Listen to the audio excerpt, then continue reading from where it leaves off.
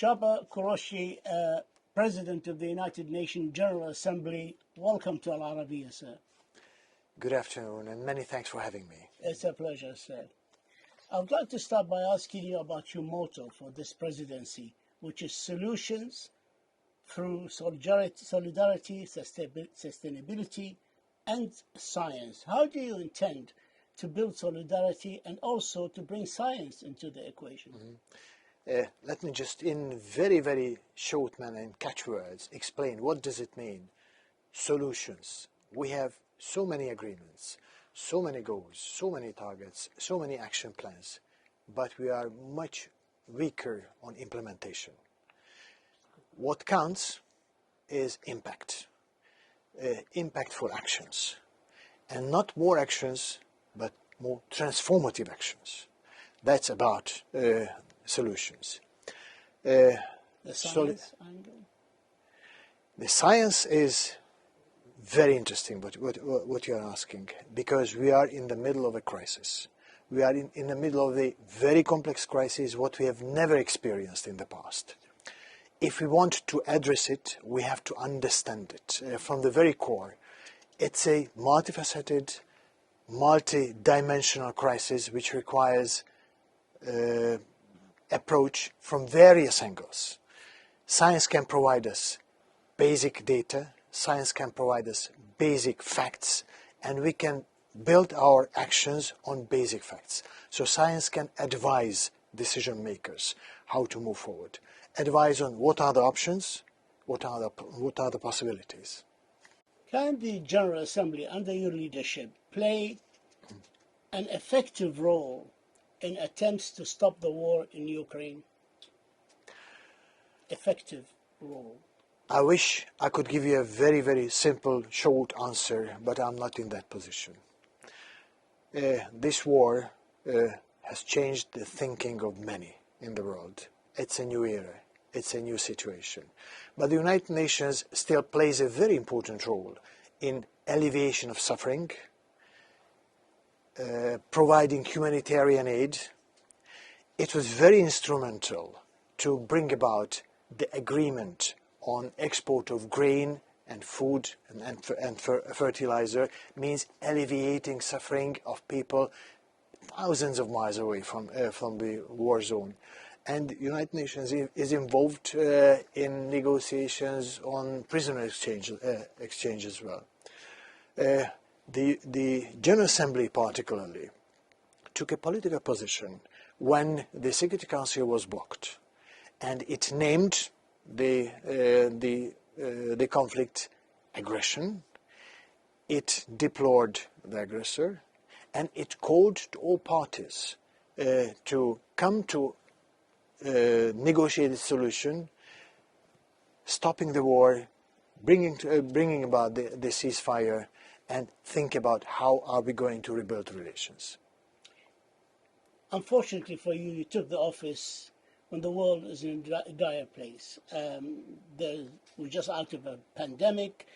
There's also the ramification of the war in the Ukraine, the crisis of food security and fuel, a lot of challenges that faces our world.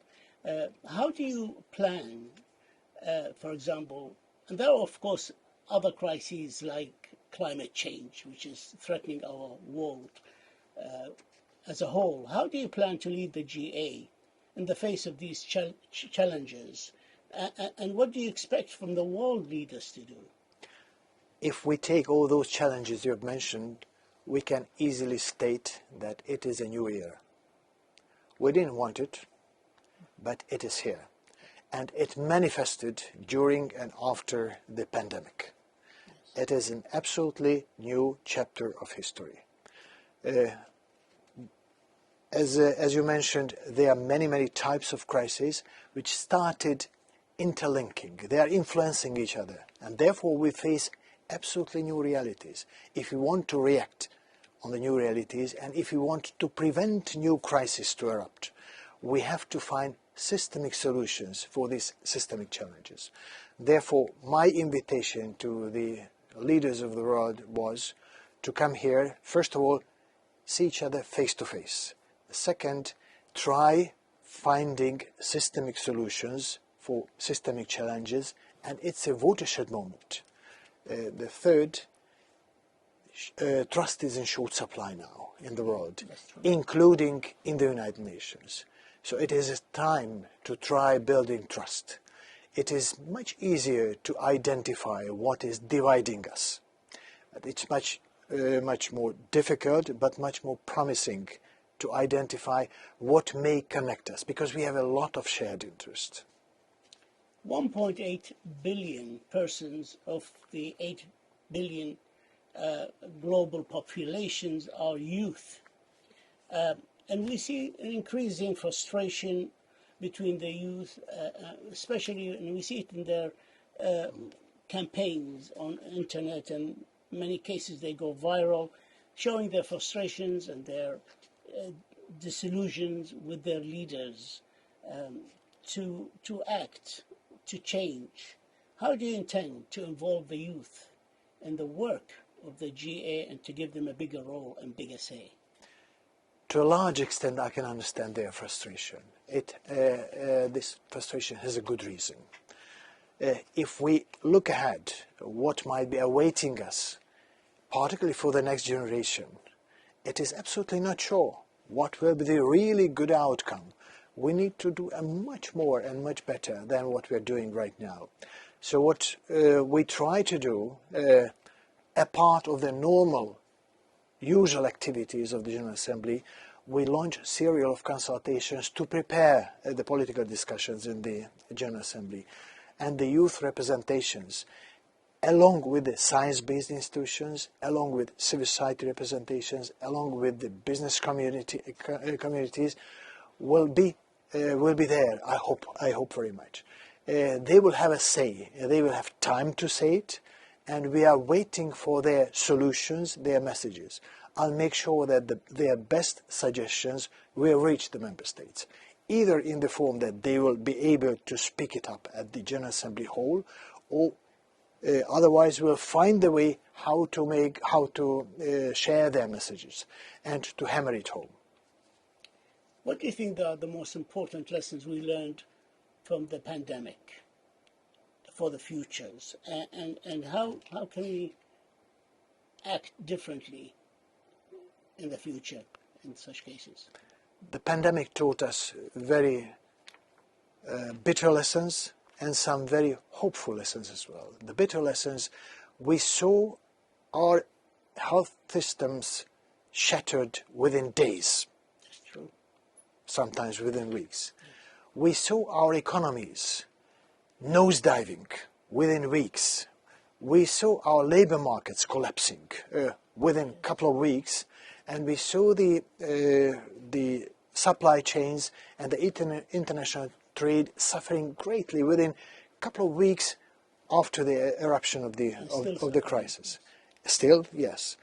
But we also have some hopes, because during this crisis, something scientific breakthrough and technological breakthrough happened. Not everybody is appreciating it yet high enough. We have a new technology of producing vaccines. Years ago or decades ago, it took at least 2, 3, 5, sometimes 10 years to develop a vaccine.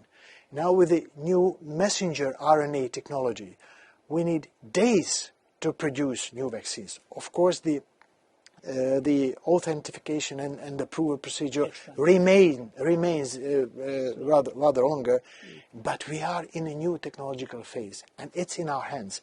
It's a hope. We can build on it, and we have to build cooperation around it. You were the Director of Environmental Sustainability in the Office of the President of Hungary. Are you going to attend COP27 in Sharm el-Sheikh in Egypt, and to, of course, share your expertise in the subject? I hope I will be invited, and if invited, I will definitely go there. I would like to convey the messages and convince delegates that we need to change the paradigm, we need to change the pathway where we are. We are on a pathway to cross the 3 Celsius degree by the end of this century. though our target is 1.5, but we are not matching that target. I also would like to convince the member states that climate finance should be taken more seriously. We need to walk the talk.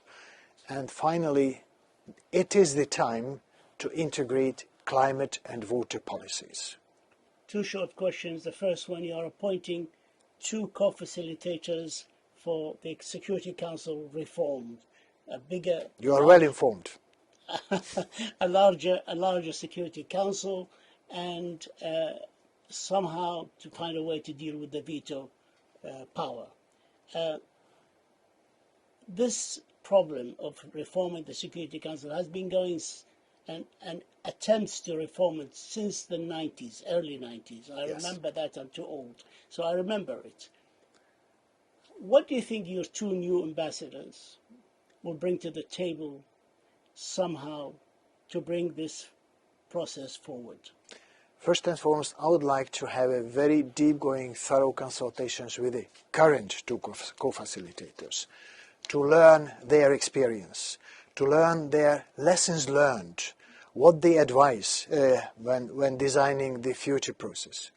Then, of course, 2 new co-facilitators will have to be named, and my plea to them would be, please try building a roadmap to an impact-oriented IGN, intergovernmental negotiation process. أنت تتكلم العربية جيدا وتتكلم الفرنسية والروسية وستكون رئيس جمعية عامة ناجح. أشكرك على هذا اللقاء ونتمنى لك كل التوفيق والنجاح. أنا أشكرك جدا. شكرا جزيلا. شكرا. مع السلامة. مع السلامة.